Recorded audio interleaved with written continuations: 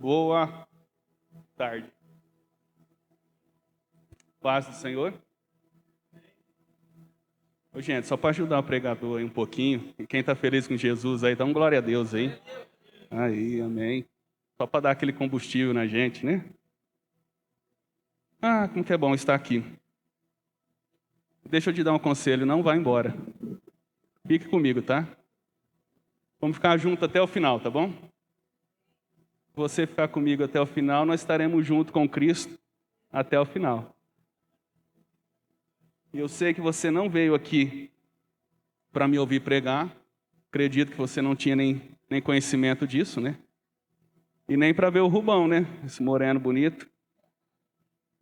Mas eu creio que você veio aqui por causa de Cristo, amém? E se você veio aqui por causa dele, eu quero te falar que ele se faz presente neste lugar. E ele tem algo para a tua vida nessa tarde, amém? Então fique comigo, não vá embora. Deixa Deus ministrar no seu coração, deixa Deus falar com você. Abra seu coração, seja uma terra fértil, deixa Deus plantar a semente dele no seu coração. Eu creio que Deus tem algo sobrenatural para nós nesse dia, amém? Abra a palavra de Deus comigo, profeta Jeremias, capítulo de número 2, e versículo de número 13.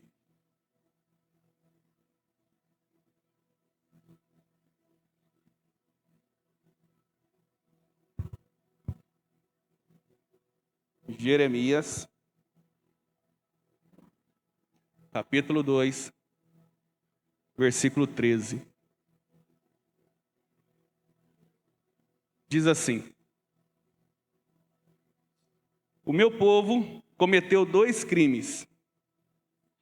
Eles me abandonaram, a mim, manancial de água viva, e cavaram as suas próprias cisternas rachadas, que não retêm águas. Eu quero repetir mais uma vez. Versículo 13. E o meu povo cometeu 2 crimes. Eles me abandonaram, a mim, manancial de águas vivas, e cavaram suas próprias cisternas rachadas, que não retêm águas. Antes de eu começar a ministrar, eu quero profetizar sobre a sua vida. Sobre o deserto que você está passando, há um manancial de Deus sobre a sua vida. Amém? Você crê comigo? Sobre o deserto que você está passando. Não sei qual é, mas eu sei que há um manancial de Deus sobre a sua vida. Deus vai lhe dar um escape. Deus vai lhe dar uma solução. Em meio ao deserto vai ter fonte de água para você beber. Vai ter fonte de água para você viver. Glória a Deus. Irmão, se nós pegarmos esse texto no versículo 1, Deus usa a vida de Jeremias para começar a falar ao povo de Jerusalém. O seu povo escolhido. E ele começa a dizer assim, ó: Você, Jerusalém, como que você tinha um contato comigo, como que você me amava, como que você seguia os meus passos, como que nós tínhamos um relacionamento. No versículo 2 ali ele vai falar assim, ó: Me lembro da sua fidelidade quando você era jovem. Ele começa a falar sobre a fidelidade que o povo tinha com ele, como que acreditava em Deus, como andava com Deus, se relacionava com Deus, tinha intimidade com Deus, vivia completamente com Deus. O versículo 2, ele fala continuando o versículo 2, ele fala sobre o amor, e ele fala assim, ó: Lembro-me que como noiva você me amava. Então Deus ali estava falando, nossa, você era o povo que eu queria ter. Nós tínhamos relacionamento, você era meu povo, eu era seu Deus, e nós estávamos juntos, de mão dadas, nós caminhávamos, você vinha até mim, eu trazia solução para você, você clamava a mim, nós tínhamos aquele relacionamento, nós éramos próximos, você me reconhecia como Deus, e eu lhe reconhecia como meu povo amado, e tudo isso era muito lindo, só que ele vai falando, e ele começa a dizer, por que que você me abandonou? E ele começa então a queixar que o povo que ele tinha escolhido o abandonou, deixou ele, virou as costas para ele e começou a criar outros deuses. para que ele fosse adorar. E ele sente muito, porque ele começa a perguntar onde que foi que eu falhei para que os seus antepassados procurassem outros deuses, que ele fala que nem são deuses, que não podem fazer nada, que não servem para nada. Ele começa a questionar, procurem outra nação, se algum outro povo algum dia virou as costas para os seus deuses. E ele fala, mas vocês viraram as costas para mim. Vocês me abandonaram. Vocês me deixaram, vocês me recusaram, vocês me abandonaram. Preferiram fazer deuses que nem são deuses para cultuar. Ele chega a falar aqui no versículo 6, vocês esqueceram, vocês nem perguntam para mim onde que está o Deus que trouxe você do Egito e cuidou de vocês numa terra que não poderia nem semear, onde ninguém passa e ninguém pode sobreviver por lá. Ele estava falando do deserto. Irmãos, ninguém pode sobreviver num deserto se não tiver a presença de Deus.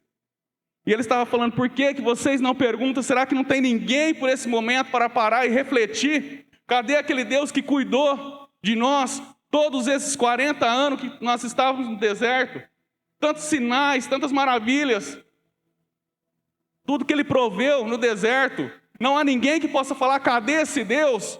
Mas não, vocês preferem cultuar outros deuses que nem são deuses. Se você continuar lendo, você vai ver que ele pede para fazer prova. Você fala assim, ó, depois você clama por esses deuses, mas na hora que você está no aperto, vocês vêm e diz, ó Senhor, salva-me.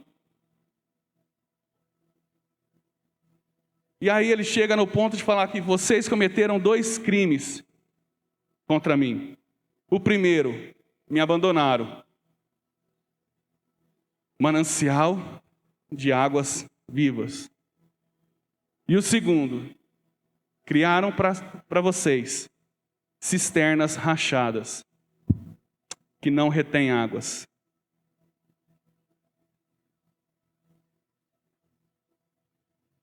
Irmãos, Deus se apresenta dessa forma. Eu separei alguns versículos aqui. Eu vou ler só para que vocês entendam por que ele está se destacando como fonte de água viva. Em João 7,37, Jesus fala, se alguém tem sede, venha a mim e beba. No Evangelho de João, capítulo 10, Jesus fala com a mulher samaritana, se você conhecesse o dom de Deus e quem lhe está pedindo água, você lhe teria pedido, e ele lhe teria tirado e dado água viva. No mesmo capítulo, no versículo 14, ele vai falar assim, ó, no 13 e 14, quem beber dessa água terá sede outra vez, mas quem beber da água que eu lhe der nunca mais terá sede. Ao contrário, a água que eu lhe der se tornará nele uma fonte de água a jorrar para a vida eterna.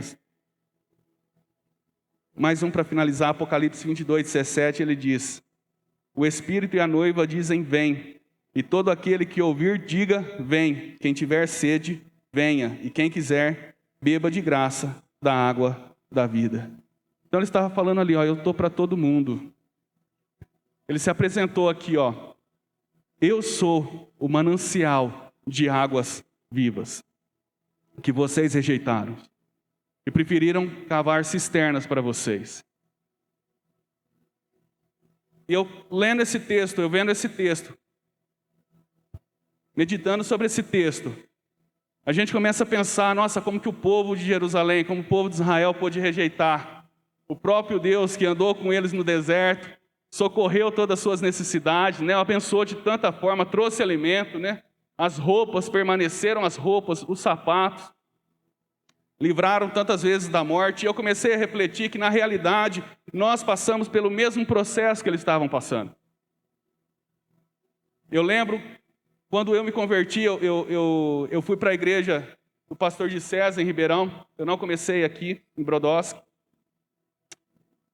E logo depois que eu me converti e me encaminharam para o encontro, e eu passei para o encontro, eu lembro que eu saí do encontro, eu era totalmente diferente da pessoa que tinha entrado. Não era a mesma pessoa. A minha vida era falar de Deus, era buscar experiências com Deus, era ler a palavra, oração, eu queria esse relacionamento, eu queria falar de Deus para todo mundo. Quando eu saí do encontro, eu deixei alguns vícios, bebidas, cigarro. E eu lembro que alguns acendiam o cigarro e falavam, não, agora você não fuma mais, né? E eu falava, não, E eles insistiam, alguns falavam assim, mas você não sente vontade? Eu falo, tenho. Eles falavam, então por que você não fuma? Você sempre fumou. E eu falava para eles, porque agora tem algo aqui dentro de mim que é muito mais forte do que o cigarro. Tem algo que supera. Por mais que eu queira esse cigarro, eu sei que algo que está dentro de mim é muito mais forte. E eu escolho isso que está dentro de mim. Eu lembro que na virada do ano eu tinha pensado, eu falei assim, eu preciso, antes que o ano acabe, pedir perdão para todas as pessoas que eu magoei ou que me feriram. E faltando 5 minutos, eu pedi perdão para a última pessoa que eu tinha que pedir, corri na minha casa, porque eu queria passar da meia-noite, isso na virada do ano, da meia-noite a 1h sozinho, orando ao Senhor. E eu fiz, e para mim foi uma experiência sobrenatural sobre aquele ano. E muitas pessoas são assim, quando se convertem, buscam a Deus de uma maneira muito intensa, muito profunda, querem Deus de todas as formas, estuda, participam de todas as coisas, e isso traz um amadurecimento para nós. Mas esse amadurecimento que serviria para nós comer um alimento mais sólido, muitas vezes nos coloca numa forma de ser cômodo, de ficar cômodo sobre isso. E nós deixamos então de chegar até a fonte, de puxar até a fonte. Nós preferimos então fazer uma cisterna para a gente. Cisterna, ele usa a palavra cisterna, mas hoje seria como uma caixa d'água, de um reservatório de água. E nós achamos que a partir desse momento, que era para nós ter uma intimidade mais forte com esse amadurecimento, na vez de nós buscar de uma maneira mais intensa ainda, para nós termos um alimento mais sólido, nós paramos e viramos as costas para Deus. Porque nós começamos a achar que nós já sabemos o bastante, nós já nos enchemos o bastante, e tudo aquilo que nós temos já é o suficiente para nos alimentar por um bom tempo. Como se nós fôssemos um reservatório de Deus. Estamos cheios agora. Agora eu não preciso ir mais à fonte, eu posso viver com o que eu tenho aqui no meu quintal de casa, nesse reservatório. E nós começamos a achar que está tudo bem, e é o suficiente eu ir no culto só aos domingos. Eu vou ao domingo no culto e ele tem que me sustentar pela semana inteira. Eu não preciso mais orar, eu não preciso mais ler a Bíblia, eu não preciso ter comunhão, porque eu sei que na hora que estiver acabando esse reservatório, vai ser domingo que vem, e eu vou na igreja novamente, e me abastece novamente, e vai durar mais uma semana. Ou aos cultos de quarta-feira, ou participar de algum ministério. Mas na realidade nós não estamos indo à fonte buscar a verdadeira água, mas nós estamos vivendo daquele reservatório que nós temos. Nós nos enchemos no domingo, e muitas vezes nós nem meditamos na palavra depois. Mas nós nos enchemos lá e nós achamos que aquilo lá é o suficiente para alimentar a nossa vida. E na realidade não é assim. A Bíblia vai nos ensinar que nós precisamos ir à fonte todos os dias para buscar água. Todos os dias nós temos que ir na fonte buscar água. Nós vemos, eu posso imaginar naquela época, as pessoas para buscar água tinham que caminhar uma certa distância, depois trazer baldes para trazer água para sua casa, para poder cozinhar, tomar banho, se lavar. Imagine isso, o sofrimento que é. Mas se nós pegarmos na Bíblia, todos os acontecimentos, as pessoas vão nos ensinar que nós devemos ir nessa fonte. Se nós pegarmos Daniel, o profeta Daniel, o capítulo 6 vai falar que ele trabalhava para o rei, ele estava se destacando perante o rei, e as pessoas que trabalhavam com ele queriam prejudicar ele de alguma forma. Queria destruir ele, o rei queria reconhecer sobre ele, porque ele estava se destacando, e de repente a turma faz uma reunião e fala assim, vamos até o rei, vamos propor para ele que se nós pegarmos alguém orando, que não seja ao rei, que seja a outro deus, ou a outro homem, que seja lançado na cova do leão. Era a única forma que tinha para poder atacar a Daniel. E quando Daniel fica sabendo disso, imediatamente ele sabe aonde que ele tinha que correr. Quando ele fica sabendo, ele não entra em desespero e fala, nossa, agora eu preciso orar ao rei, ou pedir somente ao rei. Ele corre para o seu quarto, que fica no andar de cima, ele abre a janela que dá para Jerusalém, e ele ora, como ele fazia todos os dias, durante 3 vezes ao dia. Ele corre ao manancial de águas, ele vai lá, ele está passando por aquele deserto, e ele corre na fonte, porque ele sabe que lá é a solução dele. que é a saída do problema dele, e, portanto, ele é livre das covas dos leões. Se nós pegarmos sobre o rei Davi, no capítulo 23, vai falar que ele está fugindo do rei Saul, e de repente ele entra numa cidade, no deserto, que não tem saída. O rei Saul, então, fica sabendo que ele está lá e vai atacar ele.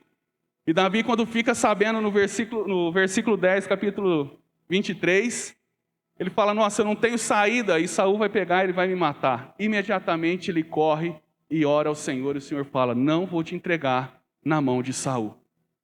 Então, todas as vezes que nós estamos passando pelo deserto, nós não devemos procurar cisternas para recorrer. Nós devemos procurar o manancial de águas vivas. Ele mostra a solução, ele nos traz a solução, ele nos conduz a essa solução. Ele nos mostra essa solução. Então, o reservatório de água, nós trazemos porque ele está perto de nós. Então, ele está muito fácil você trazer um reservatório de água perto da sua casa. Você não precisa andar mais, você não precisa buscar, você dá um passo fora da sua casa e você está abastecido. Só que Deus vai falar que não é a mesma água, não é a mesma coisa quando você busca água na fonte e quando você vai até um reservatório de água. Ele fala aqui que esse reservatório é um reservatório rachado e nem retém água. Você não consegue parar uma água viva dentro dele. A qualidade da água é diferente. A qualidade que você pega no reservatório não é a mesma água que você vai pegar na fonte. Então Jesus hoje fala para você e Ele quer te orientar. É em meio ao deserto que você está passando, corre até a fonte, porque lá vai estar a solução do seu problema. Independente do choro que você está derramando, o que Ele tem para falar para você, que em meio a esse deserto, há uma fonte de água que vai te tirar você desse deserto com vitória. Deus vai prover todas as coisas sobre a tua vida, Ele vai trazer solução sobre a tua vida. Mas nós precisamos ir até essa fonte e buscar essa fonte. Nós não podemos mais viver nessa maneira de rejeitarmos a Deus, virar as costas para Deus. Porque nós achamos que no amadurecimento que nós temos, no período que nós estamos vivendo, nós estamos muito cheios da presença de Deus. Porque nós participamos de culto, reunião, fazemos parte de ministério, e tudo isso nos alimenta e acha que nós estamos prontos para enfrentar qualquer coisa. E na realidade Deus não quer isso. Deus quer que você tenha um relacionamento com Ele de uma maneira mais profunda. Deus quer que você tenha um relacionamento com Ele de uma maneira mais íntima. Ele quer que você o busque, Ele quer que você tenha esse relacionamento, como esse primeiro amor que você tinha. Isso me leva a crer que todo o deserto que nós entramos e que nós estamos passando, é porque nós viramos as costas para Deus. Toda a dificuldade que nós estamos passando, é simplesmente porque nós cometemos essas falhas contra Deus. Primeiro, nós o rejeitamos. Nós rejeitamos essa fonte de água viva. Nós viramos as costas para Deus. E Deus quer restaurar esse relacionamento. Deus quer restaurar esse período que você tinha com Ele. Deus quer restaurar a intimidade que você tinha com Ele. Não apenas num culto de quarta-feira, não apenas num culto de domingo. Mas Ele quer que você restaure na tua casa o teu altar de oração. Eu comecei esse ano falando, Deus, eu quero viver algo novo. Eu quero viver algo diferente. Não pelo louvor, mas porque eu senti a necessidade. E eu entendi que eu já estava vivendo num período do mais ou menos. Eu entendi que eu estava vivendo num período de... Estou bem confortável onde que eu estou. Eu estou bem tranquilo onde que eu estou. Estou cumprindo todos os rituais que um crente deve cumprir. Venho aos cultos aos domingos. Vou aos cultos às quarta-feiras. Faço parte do ministério. Dou discipulado. Prego algumas vezes. E eu achava que isso estava sendo suficiente para me manter de pé. E nesse final de ano que eu parei para refletir um pouco, eu disse, não. Eu não estou fazendo mais do que minha obrigação. Eu preciso ter experiências novas com o Senhor. Eu preciso viver novamente a mesma intensidade de quando eu o conheci. Eu preciso viver novamente da mesma forma de quando eu conheci. E naquele instante eu comecei a falar com Deus, falei, Deus, eu quero viver algo novo contigo. Eu quero ter experiências novas, eu não quero parar no meio do caminho. Eu não quero te rejeitar, eu não quero virar as costas para você, muito pelo contrário. Eu quero todos os dias poder beber da água que você me oferece. Eu quero todos os dias saber que em meio à dor, em meio ao sofrimento, em meio ao deserto, você vai estar lá para me garantir a vitória, para me levantar, para me colocar de pé, para me trazer meu sustento. E é muito bom quando a gente vive dessa forma. É muito gostoso quando a gente descansa em Deus. É muito gostoso quando você sabe que quem está guerreando as suas lutas não é você, Deus está lutando por você. Você coloca tudo na mão de Deus, é como se você tirasse um fardo, verdadeiramente você tira um fardo e fala, daqui para frente, o Senhor toma conta da minha vida, você que vai conduzir. Não é como mais eu queira, mas é como você quer. E isso traz mudanças na nossa vida. Eu tive que mudar algumas coisas, me afastar de algumas coisas. Mas a renúncia para mim faz parte do Evangelho. O Evangelho para mim é renúncia. Nós precisamos renunciar algumas coisas para talvez nos aproximar mais de Cristo. E é sobre isso. Então renuncie. Renuncie o seu tempo com tantas coisas que não vai te trazer benefício algum. Porque quando ele fala aqui, ó, o Jerusalém me trocou, o povo de Israel me trocou por outros deuses. Muitas vezes você está falando assim, ó, mas eu não tenho outros deuses, eu não tenho imagens, eu não cultuo outros deuses, somente Deus, né? Somente o Senhor é Deus na minha vida. Só que na realidade você está adorando outras coisas. Você está adorando objetos, carro, time de futebol, televisão, celular. Você está adorando tantas outras coisas que ele fala, não é Deus. E você troca todo o seu tempo para ficar preso nisso. Você gasta todo o seu tempo nessas coisas, sem perceber que você está virando as costas para Deus. E Ele está lá, jorrando água, esperando que você vá e beba dessa água. E tenha experiências novas com Ele. Então esse é o convite para essa tarde. Volta para o Senhor. Volta a buscar água no manancial, na fonte. Para de pegar água em cisterna. Água parada dá dengue, irmãos. Água parada não tem nada que te ajuda. Vai na fonte. Vai na fonte. Busca essa água na fonte. Essa água que vai te trazer vida. Em meio ao teu deserto, ela vai te trazer vida. Em meio ao teu choro, ela vai te trazer vida. É na fonte, irmãos. É na fonte. É na fonte. É lá que está o teu milagre. É lá que está a resposta que você busca. Sabe, talvez você está passando por uma situação e você não entende o porquê. Talvez você está passando por um deserto e fala, nossa, Deus se esqueceu de mim. Deus não me abençoa mais, é como se Ele não ouvisse mais minha oração, é como se tivesse um céu de bronze, minha oração não sobe mais, eu não tenho a resposta. Mas na realidade, filha, a sua oração não está sendo direcionada propriamente a Deus, porque você não está mais ligado nessa fonte. Volta para a fonte. Volta para a fonte. Volta para a fonte de águas da vida. É lá que está a solução do seu problema. É lá que está a solução do seu deserto. Se você não estiver vendo saída do seu deserto, eu estou falando, é lá na fonte. Corre lá. Corre lá nessa fonte. Sai daqui hoje desesperado. Vai na tua casa, entra no seu quarto, fecha a porta e vai até nessa fonte. Você vai ver a mão de Deus agindo na sua vida. Você vai ver as coisas mudando.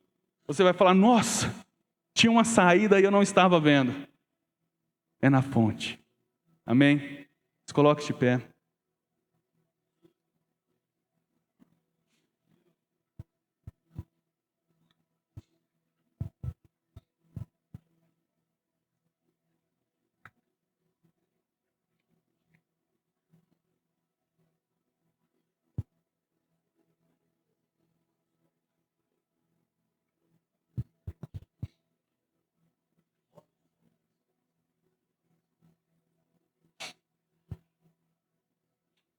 irmãos, há essa fonte sobre a vida de vocês.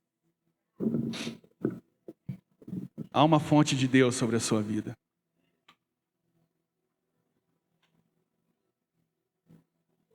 E os versículos que eu li, ele declara muito claro que todos que quiserem beber dessa fonte, ele vai dar gratuitamente. É de graça. Essa fonte é de graça, você tem acesso a ela. Você tem acesso a essa fonte, então corra a fonte. Corra a fonte. Deixe de viver de cisterna, irmãos. Deixe de viver dessa cisterna, porque esse Deus que ele se apresenta como fonte da água da vida, é o Deus que cuida de todas as áreas da nossa vida. É o Deus que toma conta de todas as áreas da nossa vida. Talvez você está achando que todo mundo te esqueceu. Você está achando que todos viraram as costas para você. Mas Ele está lá para te dar essa água gratuitamente. Porque esse é o nosso Deus.